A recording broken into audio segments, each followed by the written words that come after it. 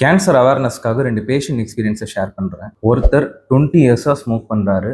இன்னொருத்தர் ஸ்மோக் பண்ணுறது ரிஸ்க்குன்ட்டு டொபாக்கோ புகையில சூ பண்ணுறாரு. இந்த ஸ்மோக்கருக்கு 2 மாசமாக விடாப்படியான காஃபு. அவர் டெஸ்ட் பண்ணி பார்த்ததுல லங் கேன்சர்ன்ற ஒரு டயக்னோசிஸ். இந்த டொபாக்கோ சூ பண்ணவருக்கு வாயில் புண்ணு, அது சாதாரண நினச்சாரு. இப்போ டெஸ்ட் பண்ணி பார்த்ததுல வாய் புற்றுநோய்ன்ற ஒரு டயக்னோசிஸ். இந்த 2வது பேஷண்ட் இந்த ஸ்மோக்கிங் பண்ணுறதோட இந்த சூ பண்ணுறது சேஃப்னு நினச்சாரு.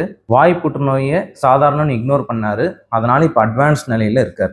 இப்போ அவரால் சரியாக சாப்பிட முடியல, பேச முடியல, வாயை கூட ப்ராப்பராக திறக்க முடியல. இந்த மாதிரி விஷயம் தான் நாங்கள் டெய்லி ஓபியில் பார்க்குறோம்.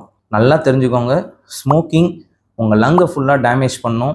நிறைய lung diseases, lung cancer, heart attack மற்றும் ஸ்ட்ரோக்கான ரிஸ்க் இருக்குது. இந்த டொபாக்கோ சூ பண்ணுறதுனால உங்கள் வாய் மற்றும் தொண்டை புற்றுநோய், உணவு குழாய் புற்றுநோய், பற்கள் மற்றும் ஈர்கள் சார்ந்த பிரச்சனைகள் அதிகமாக வர வாய்ப்புகள் இருக்குது. So tobacco of any kind is not safe. பாலா, சரக்கா, வெட்டுப்புளியா இல்லை இந்த செத்த எலியான்ற கேள்விகள்லாம் இடமே இல்லை. நீங்கள் இல்லை உங்களுக்கு தெரிஞ்சவங்க யாரா இந்த டொபாக்கோ எடுத்துகிட்டு இருக்காங்கன்னா உடனடியாக அவங்கள நிறுத்த சொல்லுங்கள். எவ்வளோ சீக்கிரமாக நிறுத்துறீங்களோ அவ்வளோக்கு அவ்வளோ சீக்கிரமாக உங்கள் பாடி அதுலேருந்து ரெக்கவர் ஆகும்.